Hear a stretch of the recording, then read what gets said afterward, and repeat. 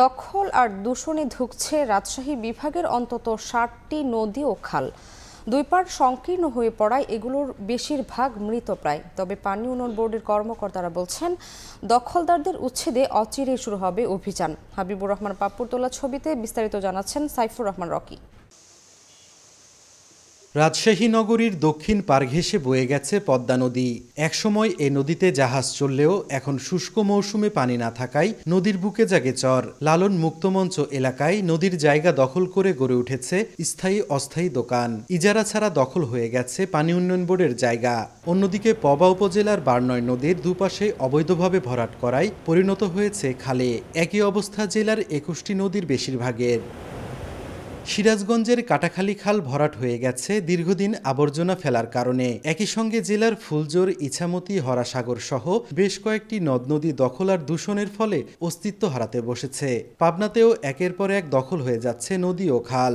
নদীর জায়গায় নির্মাণ করা হচ্ছে বাড়িঘর সহ নানা স্থাপনা। প্রকাশ্যে এসব অপকর্ম হলেও কর্তৃপক্ষের কাছে আবেদন করে মেলেনি কোনো সমাধান।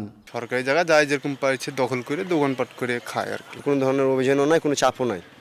এখানে আরামে করতে পারি আমরা দোকান। আমাদের কাছে কাউকে চান্দা দিতে হয় না, কাউকে পয়সা দিতে হয় না। 10 বছর হলো আমি হলাম মেলা প্রধান। দখল এবং শহরে নানা আবর্জনা ফেলার কারণে এর সৌন্দর্য নষ্ট হয়ে গেছে এবং এর প্রবাহটা থেমে গেছে। আমরা চাই যে দ্রুত এই কাটাখালীর সমস্যাটা সমাধান হোক, আবার আগের মতো সেই প্রবাহন পানি এখানে থাকুক। অনেকেই ধরেন বসবাস করতেছে সরকারি জায়গার ভারী। এদিকে একই কারণে বগুড়ার 25টি ছোট বড় নদী খাল অস্তিত্ব হারাতে বসেছে। এর মধ্যে সবচেয়ে বেশি ক্ষতিগ্রস্ত হয়েছে ঐতিহ্যবাহী সুবল খাল। 60 ফুট প্রশস্ততার এ জলাধার এখন পরিণত হয়েছে 20 ফুটের নালায়। নওগাঁর 6টি নদী এখন বর্ষা মৌসুমেও যেন মরা নদীতে পরিণত হয়েছে। নদী পরিণত হয়েছে আবর্জনার ভাগাড়ে। যে পরিবেশটা ছিল আর কি নদীর, সেটা দিন দিন এখন নষ্ট হয়ে যাচ্ছে। এখন নদীর দিকে তাকানো যায় না। পূর্বের অবস্থা ফিরিয়ে আনতে যদি কোথাও দখলদারিত্ব থেকে থাকে সেগুলোকে অপসারণ করা উচিত এবং তার পূর্বের রূপটা ফিরিয়ে আনা উচিত। নদীর ধারে যে ভাই পাড়ছে এটা দখলে নিচ্ছে। বিভিন্ন জায়গায় নদীর পাশ দিয়ে বিল্ডিং হচ্ছে। আসলে এটাকে আমাদের সংস্কার করে পরিকল্পনা করে নদীকে আসলে বাঁচানো প্রয়োজন। এগুলো দখলে চলে গেছে, প্রশাসন কোনো নজর দেয় না। তাই আমরা বলতেছি যে আপনারা এটা দখলদারকে উদ্ধার করে। তবে দখলদারদের কেউ কেউ অবৈধভাবে দোকান ও বসতি গড়ে তোলার কথা স্বীকার করেও খোরা যুক্তি দেন নিজের পক্ষে। সরকারি জায়গা বাগান সবাই করছে, তাই আমি দিলাম, নিষ্ফল না পায় তাই করলাম।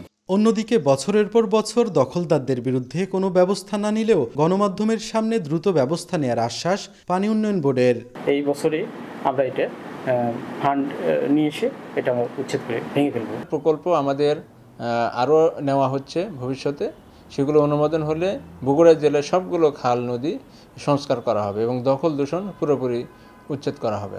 পানি উন্নয়ন বোর্ডের তথ্য মতে কালের বিবর্তনে দখল, দূষণ ও সংস্কারের অভাবে অস্তিত্ব সংকটে রাজশাহী বিভাগের প্রায় 60টি নদ নদী ও খাল। সাইফুর রহমান রকি, সময় সংবাদ, রাজশাহী।